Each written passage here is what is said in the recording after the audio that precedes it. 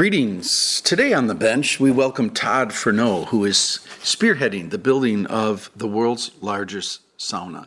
The sauna is being constructed as part of Running Man, a 3-day festival happening outside of Atlanta, Georgia, this mid-October 2023. During this episode, you'll hear about Todd's company and cohorts All Day Running, and how the idea of building the world's largest sauna was surely fostered on the sauna bench or in the cold plunge.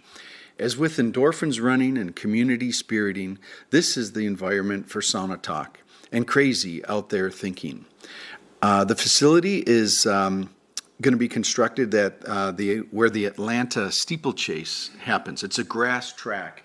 And imagine the Sauna Village, fun zone, DJs, live music, conferences, all happening at one place. Camping is preferred. It's only 45 minutes outside of Atlanta.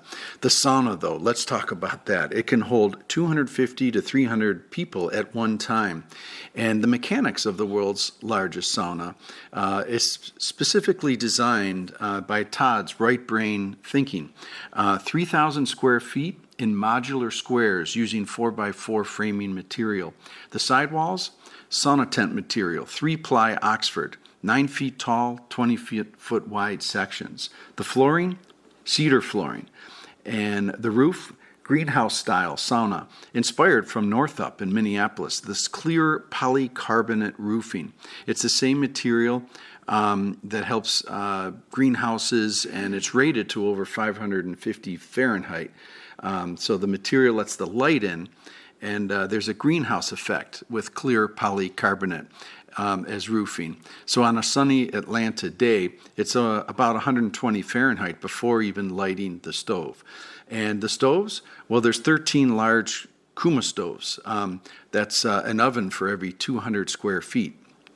And the prototype, what we had here is some really great testing, like Todd in his own backyard, and I'm going to get a picture of this on the website.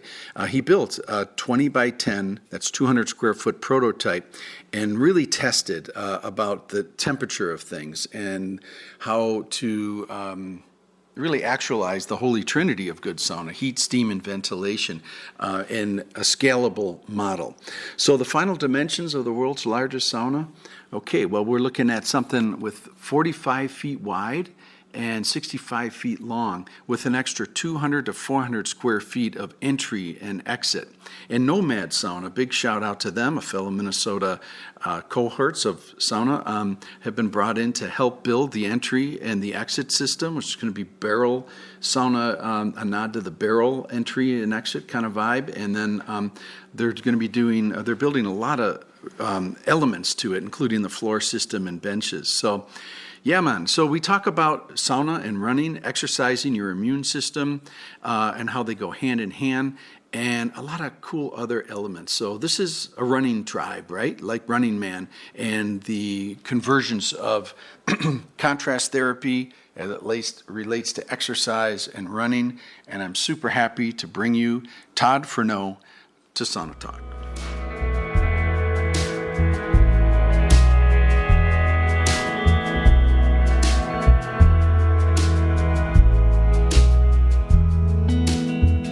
This show is brought to you by the Build Your Own Sauna ebook from saunatimes.com. Be it indoor electric, backyard wood-fired, or some combination in between, this is a practical guide that has helped hundreds, more likely thousands of would-be sauna enthusiasts as they realize their own authentic sauna dreams. With this easy-to-follow guide, we can settle into what's best for the individual. This book was written for you.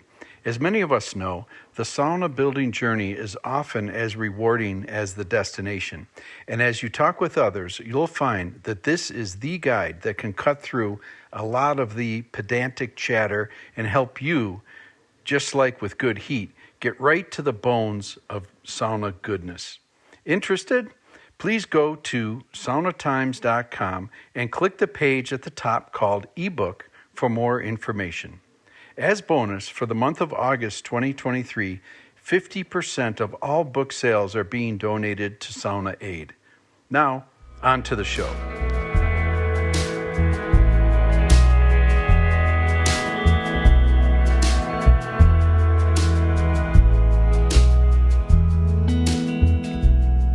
Well, here we are. Welcome to Sauna Talk. Todd, how's life with you? You're down in Georgia, right? Yeah, Atlanta, Georgia. Life's good. Just getting into Good. fall season. The best time here in Atlanta. Loving it. Yes, we have fall up in Minnesota as well. And it's funny. I was just down in St. Petersburg, Florida, and there's a guy down there, great guy. He's starting fire and ice, building a mobile Yeah. wood burning sauna with 3 cold plunges in the back. And I'm thinking St. Petersburg, it was like 95 when I was down there. And he's asking me a lot of great questions about insulation. And I'm scratching my head saying, you could do the worst job of insulating in Florida and still probably come You out with okay? Yeah. sauna. But is Yeah. sauna popular in your state of Georgia? And tell me about your sauna gig particularly. But first, sauna in Georgia. Yeah, I would say it's growing in popularity. I think, the exposure hasn't been there as much, especially compared to like Minnesota. But it's certainly growing. I have a small neighborhood of about 35 homes that I live in, and I've had two different saunas, in my yard or driveway. I'll tell you about those.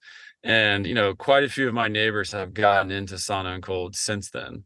So I think it's really just about being exposed to it and seeing the benefits and, across the board. So it's growing. Another one of my neighbors actually has bought into a group of saunas that are coming to Atlanta. I think they're opening like 10 locations where you can sign up and go in. So I think that will help kind of grow the popularity. So yeah, Yeah. it's definitely growing. I can relate to the neighbors getting into it thing, and a buddy of mine even wants to make a T-shirt with the line. They used to make fun of us. Now they all want a seat on the sauna bench. Yes. I Yes. used to get made fun Exactly. of quite a bit, but now it's Yeah. yeah, it's contagious, like a candle that lights another candle. It really is. Yeah. It's addicting for sure. It's in a good way. Todd, tell us about your background and the company All Day Running. Yeah. I've been in startups now for about 8 years. This is my fifth startup. Jesse Itzler, who founded Marquis Jets and Zico Water, he's an amazing entrepreneur here in Atlanta, came up with the concept of all day running, of being this fun, approachable running brand that isn't performance driven. So he has kind of a retro vibe on it. He's been running for 35 years. I've been running for 25 years. And he just wanted to take a different approach. So, within that, not only a retro vibe and less performance, more fun, we also, everywhere we go, we bring sauna and cold plunge.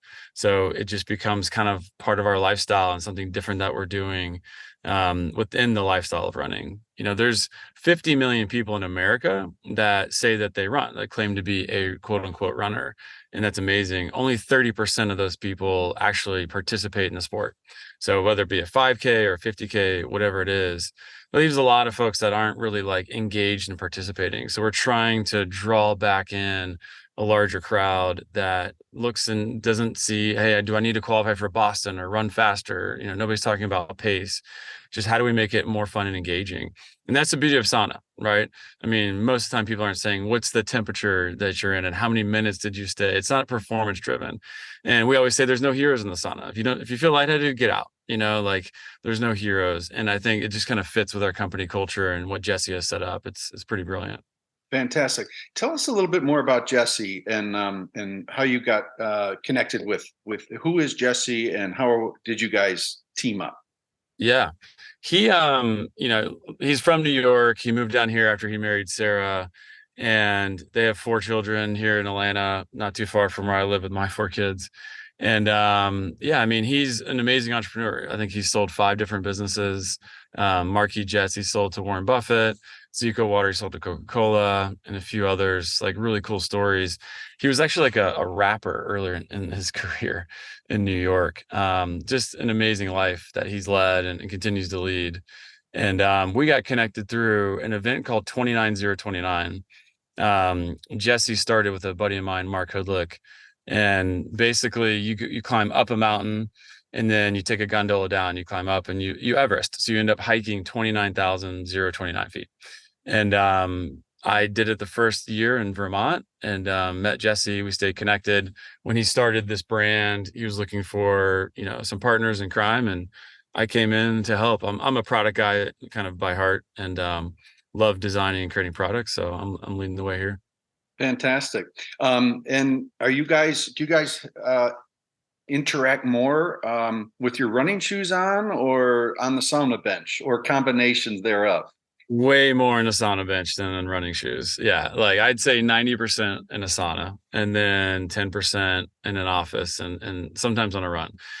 We both run a lot, but our schedules because of children are very different. We were at a run this morning together. So ironically we did run this morning, but it's usually difficult. So we almost always meet in a sauna. I mean, Right. if we're in And his office, it's like, why are we not in the sauna right now? I So love that. That's such a great vision, and I live this. I mean, it's amazing how sauna is a great incubator for idea generating and just oh chilling, just chilling as you guys I'm sure do. And then sort of like it not just yeah. opens the pores of your skin, but really opens some creative thinking, I'm sure. Yes, 100%. And we do cold therapy a lot, almost every time. So he's created this concept of like a sauna village. So it's sauna, cold, and then we sit in chairs and talk. And Mm, usually for 15, 20 minutes, and we do another round and we do kind of cycles of that. It's a blast. it's a blast and it's universal. That feeling of good heat and cold. I the way you described it is exactly familiar to me, and I know probably every listener to Sauna Talk. So there is this beautiful universality of hot and cold and good Yeah. sauna. Tell us about, and speaking of good sauna, I really want to get into the Running Man event. It's the main opportunity for us to visit. And I think a good lead into that is let's talk about the mechanics of sauna for you guys down in Georgia. Like, Yeah. what are you guys using? What do you love? And then we'll dive right into Running Man. All right. For us, we actually own as a company 6 sauna trailers. So we had a team actually in Minnesota build out these. They look like large landscaping trailers. They're 8 feet wide by 14 feet deep, and fully insulated, cedar inside. Wood burning stove, and they're fully converted into a portable or mobile sauna. That's pretty amazing. We actually this morning we did a group run at Chastain Park here in Atlanta. We had 100 people show up, and we brought the sauna, and we just put it in the back of the truck, and you bring it. We bring a couple of coolers filled with ice and water and ready to party. So that's the majority of like our events so far have been in these trailers. So we have 5 or 6 of them. We also partner with like Nomad saunas, the barrel saunas. They'll bring 1 or 2, and we have plenty of space for folks. With Running Man, it's a little different story. We go from our normal events are 50 to 250 people, and now we're going up to like over 1,000. So we had to find a different way of getting 1,000 people into a sauna. I did the math, and if we were to just build more saunas in the traditional way, insulated cedar, even, it would cost over $1 million just in saunas. And so we obviously couldn't afford that with the ticket price. So we had to come up with another way of doing this. So we pulled inspiration from like 4 different areas to build what will become the world's largest sauna. So that's what's going to happen at Running Man. And the origins of the event, Running Man, was it fostered on the sauna bench in the cold plunge or with your running shoes on? Yeah. Tell us about the event, the brainchild, and what the event's all about. So it was certainly Jesse's idea about the event, and the original name was Sauna Fest. It was gonna be like Burning Man, but for sauna. It was gonna be like Sauna Fest, and you would just sauna cold and hang out and listen to music and have fun. We kind of converted it more towards a mixture of things, right? So it's called Running Man. There's certainly a running element. You don't have to be a runner to show up.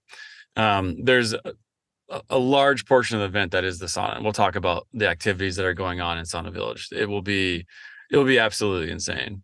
And then there's live music, there's health and wellness, there's speakers, there's comedians, DJs. It's just all types of things going on at any given time. So at any hour, there's probably 9 or 10 things to choose from. You can go hear a breakout session. You can go to the sauna and cold plunge. You can go to Sauna Village. You can play one of many games that we have going on. You can do yoga, breath work, sound bath. There's always something to do. And then we have group events as well. Like there's some big comedians coming in, and some big acts as well. And then the majority of time, in my belief, people will spend in Sauna Village. Right on. That's The great. way that we're So, setting it up is just kind yeah. of epic. So look forward So to telling you Todd, about that. if I could, it's a sauna forward event. It is, yes, Yeah. 100%. Yeah, the Sauna forward. origins of it, sitting around in a sauna with Jesse, was let's create Sauna Fest and let's make this a thing. Because he's been doing it for a while, like yourself, and has been in love with it for a long time. And the more people introduce us to it, the more they fall in love with it, and it just is so universal. It's not like anyone can do it, and so that's why he wanted to kind of bring people together, and we've been working on it ever since. Fantastic. And tell listeners, please, I'm going to publish this as quickly as possible. It's an event that's coming up this fall in the year 2023. For listeners, where's the event? A little bit of the mechanics, the 5 Ws of Yeah. of Running Man, Yeah, please. so we rented 5,000 acres in Kingston, Georgia. So it's about 45 minutes north of the city. And The city of on this acreage, sorry, the King, location again. Kingston, Georgia. It's near Rome, Georgia. Okay, Um, and then and context for that, please. In Georgia, where are we? yeah, so if you're in Atlanta, it's 45 minutes north. So it's really close to Atlanta, Georgia. So you could fly in and be there in an hour. It was the home of the Atlanta steeplechase. So we had, there would be 40, 50,000 people going out there for the Atlanta steeplechase. It's a huge property. So it's a grass kind of very flat track that's 1 mile. And so inside of this track is 1.7 million square feet that we're setting up with Sauna Village, with the fun zone, all the food and beverage, the stages, the camping, everything's there. It's 3 days. It's this year in October 17th, 18th, and 19th, 2023. It's a Tuesday, Wednesday, Thursday. Next year, we have it reserved already on a weekend. So it'll be a Friday, Saturday, Sunday. And yeah, I mean, it's a huge property. It's beautiful. And that's where kind of it all comes into play. And camping is a big part of this too. Like most of our events are camping related. There's something to being in nature, being in the sauna, running, like just eating healthy that we obviously really enjoy. And we make sure that it's part of these events. So it's really a 3-day, 2-night excursion. Fantastic. Great. Well defined. When you describe the facility, it reminds me a little bit about Coachella Music Festival. It's also on a polo ground. So there's just Oh yeah. large flat grass. Similar vibe, Yeah. flat grass. Very similar. I'd say a little more like rural. Like it is in the country, beautiful. Like there's actually a river that kind of surrounds the property. So trees, it's wooded, it's gonna be fall. The nighttime temps will be 55, during the day it'll be 75. Fall in Atlanta is like our prime time. It's the reason I live in Atlanta. It's Yeah. really, really nice. So Well described. Does the river offer access for cool downs, or how will that be actualized? you could, yeah. I mean, you certainly could. It's not that far away. It's a short walk, maybe half a mile walk to the river, but it literally, like, if the tail end of the property is in the middle here, it goes literally all the way around the property. So it's really nice. Right on. Tell us about the mechanics of the sauna and how you are how you as a product developer, how did you test, lean in? Please be bold in explaining, because we Yeah. FaceTime before, and I just want to commend Yeah. you for doing this in my view very logically, rationally, handling it in a very uh, Yeah. practical way. So go ahead, please tell us about that. Yeah. So, I said earlier that it would cost over $1 million to kind of build a traditional sauna this big. And obviously that's not affordable. So we had to find a way to kind of source the right components, get the right temperature that can hold, 250 to 350 people at a time, and then help them cycle through. So started with, kind of materials and structures that I thought could be beneficial. I actually saw an ad on Instagram for this grid system that you can build like a pergola on your back porch. So you take 4x4s and you put it into these grid systems, and you can build it out as much as you want. And they have 4-prong, 5-prong. And so you could literally, I'm building out like basically 3,000 square feet of, 10 by 10 structures that are cedar 4x4s built into kind of like the skeleton of a frame, right? So it's not crazy expensive, and it gives you a really nice structure of cedar that's very sturdy and strong. So that was the framing, if you will. And then the sidewalls, I've been seeing a lot of these and been in them, the sauna tents that you can pop up easily wherever you go and sauna anywhere you want, even on a hike. They're super lightweight. They're waterproof, fireproof. Like it's a nice material. It's a 3-ply Oxford. So I found the manufacturer that makes the material, and I called and they thought I was insane. They're like, why do you need so much of this fabric? So I had them make, basically it's 9 feet tall by 20 feet wide. So there's these massive curtains and the diamond stitch pattern. So that would become the walls. Mhm. So it's kind of like this, the walls are a sauna tent material that's black, holds the heat in very well, and it tacks into the top of the cedar and then it goes down, but it's 9 feet tall. The sauna is only 7 feet tall. So it's got 2 feet of underlap. And then we put the flooring on top of that. So now it gives you a nice seal on the ground, with which I'll describe later, our cedar flooring. Mhm. So now we needed a roof. I don't know if you know Luis, we affectionately call him the sauna poppy. He and a friend of his had made this like greenhouse sauna, and we were at ice camp in Minnesota that we put on, and we had saunas, and we had, we cut holes in the ice, and we were cold plunging, and it's freezing cold, and we'll talk about that later. But he had this greenhouse, and it wasn't lit up. It was 30 degrees outside. It was freezing, and I get in the sauna. It was sunny, and it was probably 95 degrees inside of it. It felt like 120, but just from the sunlight and then kind of being trapped inside this greenhouse effect. So I remembered that, and I found a commercial company that was making, like, basically think of like an 1.5 inch tall clear polycarbonate roofing. And it's meant for, clear roofing. It's meant for greenhouses. It's meant for sidewalls. But, my days of, in the past, when I was developing product, I knew a lot about plastic. Polycarbonate is the same material used for like bulletproof glass. Mhm. It also has the highest melting point. So it's over 550 degrees to melt it. And I knew that we needed a really high melting point if it's going to be in the roof with the chimneys going through it. So I got in touch with this company. They also thought I was insane, and ordered enough to kind of like cover the spans. So they're a little bit over 10 feet wide to cover the span, and it goes across 60 feet. And there's just layers of these going down. And it's amazing because it lets the light in.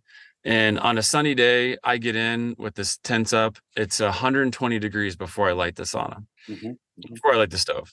So, lets a lot of heat in, it lets light in, which we needed. I couldn't do the tent material on top because it would be too hard to get lighting proper. And that was kind of like the structure. I'm like, okay, this is awesome. Then we love Kuma stoves. They're super powerful. They make a XL, really large version. So we bought a bunch of those, and they rate them at about 170 square feet for one of these extra large stoves. But I knew that kind of having them side by side, right? Because if you're doing 200 square feet next to 200 square feet, they both have an oven kind of offset. They can go a little bit more than that. And so I bought an oven for every 200 square feet. Got the chimney package that goes through the roof, and actually kind of tested the heat of each one. The stove, when it's really lit up for about 4 or 5 hours, it gets about 580 degrees. The chimney at the bottom's 450. The chimney at the top, this is a single wall chimney, is about 350. Once it gets to the conversion box, it's only about 230 degrees. It's not Yeah, it's bad. amazing. Just to dive in on Yeah. that, you and I have nerded out about single wall versus double wall. Have we come to a conclusion for the world's largest So sauna? from the stove to the chimney box, I do single wall so I can still get some radiant heat. And then when I convert it, it then hits the polycarbonate, and my temp's only 200 degrees. Exactly. So, really 190 to 200. So I'm way below the melting point. And so that's where I convert to the Class A double wall, Perfect. going through. And I just want to dive in also. Tell us about the proof of concept and the testing. And it's probably the visual of that is probably 20 steps of where you're sitting. So share with Yeah. us that if you could. Yeah, I knew I had to build a prototype because all these specialty parts were complex. And I was actually off on the first prototype, so I had to adjust it, and I adjusted the full order. But I wanted to see how hot it got. I wanted to see what the temp was before I lit the sauna. I wanted to understand everything. So I built a 200 square foot prototype on my back porch. So I have kind of like a walkout backyard. It's all patio, it's all concrete. and I built it in the backyard. Wife's not super excited about it, but I have like pallets and crates and 200 square foot sauna, which is not small. I mean, it's 20 feet by 10 feet. So it sits back there. My neighbors have all gotten into it, so we do it 2 or 3 times a week together. Mhm. And it's been a great way of testing, one, the temperature of things, just how the size of the panels and the wood and everything that's needed. So, like I said, everything got adjusted once once I built the prototype. I hate to use the word optimize because it's so overused in nomenclature of business and things like that. But you really did. That's a word that comes to mind. I mean, with material, the way you're managing material, the way you're managing the efficiency of the stove and the thermal output. Yeah, and this this polycarbonate roof, with Georgia, Yeah. sunny day, you got so much on your side with this with this design. I'm sensing. Yes. And then you get into the fun stuff like, okay, how do you get airflow and how do you get the smell out? Like, how does all that work?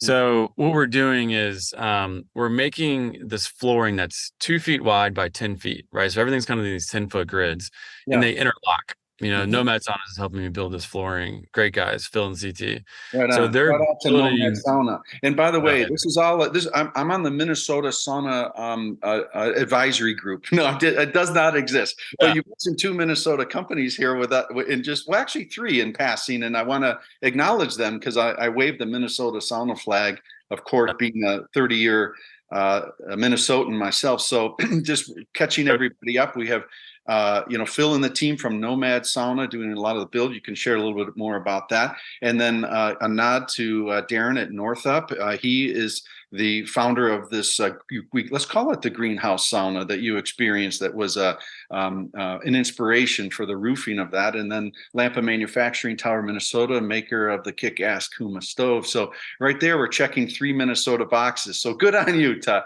Oh, there's a fourth. Go ahead. Sauna Poppy? Oh, Sauna Poppy, yes, yeah, an enthusiastic sauna enthusiast and partner in crime. So, yeah, but keep going, Todd. We're doing great on the mechanics of this sauna and your testing of it. You interlock the floor, and now it's one continuous cedar flooring that's going to give you smell. It's going to lift you off the ground so the sweat can go in. And then it'll touch as the curtain comes down, the wood floor goes over it. I'm actually putting like a waterproof laminate over that. So if you sweat, it doesn't go on the fabric. It then kind of continues to flow down. Beautiful. So like airflow, there's no water retention, and it all kind of like goes into the ground. So that helped a lot. And then the wood burning stove obviously helps with airflow because it's kind of pulling oxygen in. And then our entry and exit points are a lot of fun. So, Phil and CT are building a barrel sauna that you'll enter into to come into the sauna, and then you'll exit through another barrel. So that's kind of like the entry and exit points. We'll have emergency exits as well. Beautiful. So that gets like a really good like heating structure, lighting, smell and airflow, kind of like solved all these complexities really when you think about putting 350 sweaty human beings in a room and then letting them 6 to 8 hours. There's yes. So And so what are the final dimensions of the world's largest sauna? So the nice thing that we have kind of built out is it's almost like 65 by 45 is the way to think about it. And then we have another 100 feet going in and out. And then it can expand. So I have an extra like 200 and 400 square feet that if we have more people come at the last minute, I can continue to expand the sauna. And then next year we're going to let twice as many people come. Yeah. So we'll literally just double the expansion. It'll be one large room. And so cool. We wanted this to look and feel is like a club. So like you walked into a nightclub and you're hanging out. I mean, obviously sauna is the best place to build community and meet new people. So when you check in at Running Man, everybody gets one of these cards from a company called IYK, and you tap it on your phone and it automatically picks up, and you now own that card. You put in your information, it could be LinkedIn, Instagram, your email, whatever you want. So you're in the sauna and you meet somebody, you just tap that card on their phone and it downloads all your information. So you can really quickly build community inside the sauna.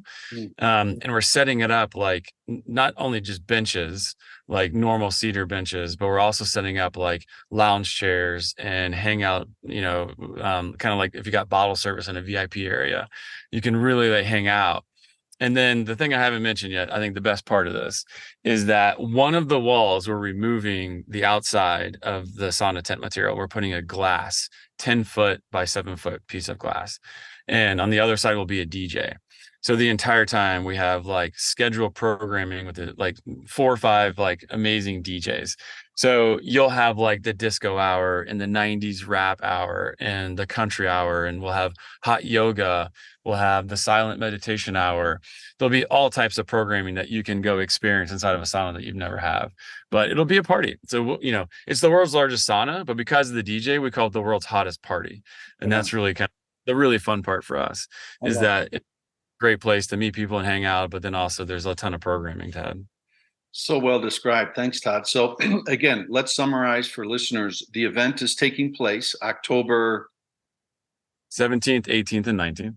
And call it Atlanta, Georgia, for the big scheme of life. A lot of flights. I'll be down there. I'm not going to miss this event. That's so exciting that you guys have leaned into this. And the other thing I have to give you guys a nod to is that this is you mentioned proof of concept, but it's well beyond that in terms of understanding the fundamentals and power of good sauna. You allude to the community aspect, and so this isn't like a whim. This is a lot of experiential work that's gone into the vision. So I have to applaud that. Thank you. Yeah, we've done events at like 250 people that very, very similar, 3 days. This is just like on massive steroids. Yeah. So, when you out of the sauna too, there's a whole area the size of probably like 2 football fields where you first kind of get crowded into a rinse, and then you can go into the cold plunge area. So plunge will be there. We'll have a bunch of their XLs, and they have some new 6-man inflatables. They'll all be at, 40 degrees or sub 40 degrees. So you can do cold plunging, and then you can continue to cycle through that. And then we have a lounge area that you can go and just hang out. It's kind of like that Sauna Village relaxation. And then we actually have like a recovery tent. So a lot of sauna vendors will be in there selling some new products and things on the market. And then we'll have folks like Therabody, where you can, put, different types of recovery aspects all over your body. So really fun things in that. And you can get a smoothie, you can, whatever you want to do. There'll also be a bar inside. So we'll have a massive cooler where if you want to get an not drinks, right, but like electrolytes or water, you can do that inside the sauna. Share with us. We have just a few more minutes, and I think it's a great transition. You reference a few. I use the term conscious. You have consciousness about the running and the hot and cold therapy. You mentioned hydration drinks, electrolytes, chill out zones. There's a great, call it a Venn diagram overlap of running, fitness, running, and sauna. Share with us a little bit, on the mechanics of that, either on a personal level for you about sauna with your running in your community. How are they intertwined, and how is this Venn diagram such a great overlap with people who dig running also digging sauna? Yeah, I'd say number one on the overlap is community. Like my best conversations are had either on a run or in a sauna. So like the community aspect of like being together and being with other people and friends and, new friends is a big part of that. And, we don't talk about the performance base of this. So it's always kind of this like fun, approachable thing. So we're trying to make what seems, intimidating, especially cold plunging, to make it more approachable. And the same thing with running. Jesse's got a thing where he runs 7 and then he walks 3. And that's what he does, no matter what distance he's going. And he stays consistent on that. And so I think that's just another way of like bringing to life, something that's more approachable. Thank you. Go ahead. Yeah. I think that other thing that's kind of like from a health and wellness perspective, obviously there's a lot of health benefits to running and being active. There's extreme benefits, obviously, to sauna and cold plunging. And, what I like to say, and like when people always ask me like, why do you sauna and why do you cold plunge? The simplest way I can describe it is you're effectively exercising your immune system. Right. So they're both forms of exercise. And they're like, what do you mean by that? Like when you get in the sauna, your body's trying to fight what it thinks is a fever, right? You're at 180 or 200 degree sauna and your body's trying to cool you down as fast as humanly possible. And it's kind of like going extreme on like that side of the immune system. You get in the coldest, doing the complete opposite, it's trying to not warm you up. And so I just say you're kind of doing this 2 far extremes of like exercising your immune system. So they're both forms of exercise, in my opinion. Fantastic. So Yeah, a couple rapid fire questions, and we're going to wrap up here, Todd. I can't thank you enough for being on Sauna Talk number one, and it's been such a pleasure to help in my small slice of a way, and with your sauna, and a few rapid fire questions, if that's cool. thank you. Yeah. Yeah, man. So mobile sauna, you guys are no stranger to mobile sauna. You bring them around to your events and stuff. If you could bring a mobile sauna anywhere in the world, what's the first place that comes to mind? Lake Como, Italy. Just, Swiss Alps behind you, beautiful. My one of my favorite places in the world to go, and just it's a place that I feel at most at ease, and that's where I want a sauna. Fabulous. Would you be speaking Italian or English on the bench, or a combination, maybe? I only know a few Italian words, so it's certainly English. And who would you want a sauna with in the Italian Alps? Like, who's the first person that comes to mind? My wife. Yeah. She's always fun. It's a great place for us. We have 4 children. They're little, 3, 5, 7, and 9. So Right on. with me is always the best. Beautiful job. Hey, what do you think? So when you wake up and you know it's a sauna day, I mean, you have this great sauna in your backyard. It's a prototype. You've been working on that. When you know it's a sauna day, maybe a rainy day in Atlanta where you just kind of earmark, this is going to be it. And you think about from the moment you wake up to even at night, when you tuck your kids in bed at night, and you have that kind of post sauna glow in your system. Is there a moment that shines for you as the pinnacle of your sauna experience? Yeah. My favorite time is the sauna at night, or sometimes towards the night, and I end on cold, and then I take a quick shower and I get in bed. I feel like I'm levitating on the bed, that I'm floating, and it's the best sleep I ever get by a country mile. Like nothing even comes close.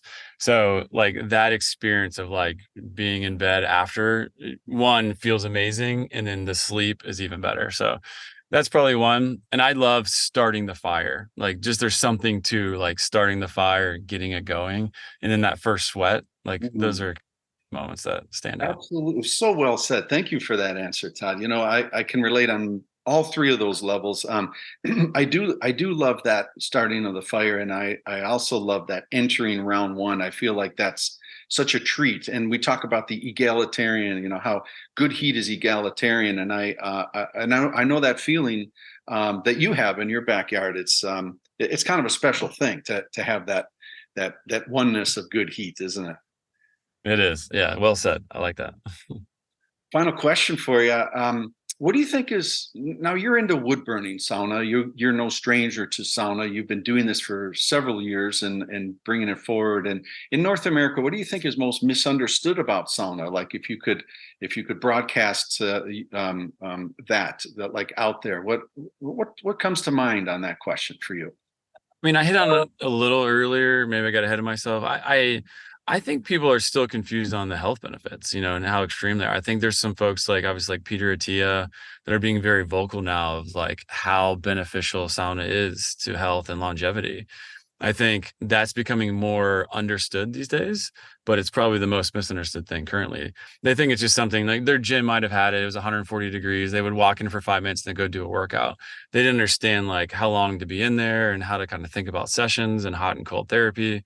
I think now that that's better understood, even scientifically, people are now kind of like, okay, what is this doing for my white blood cells? Why are these people not getting sick? They're starting to understand it more. And, that I think the health benefits probably the biggest. No, well said. Yeah, it's sort of the the why behind the what.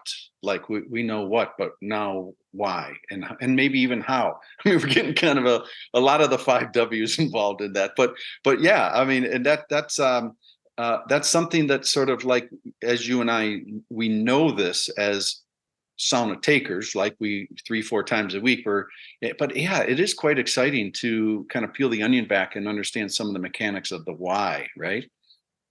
Yeah, I agree.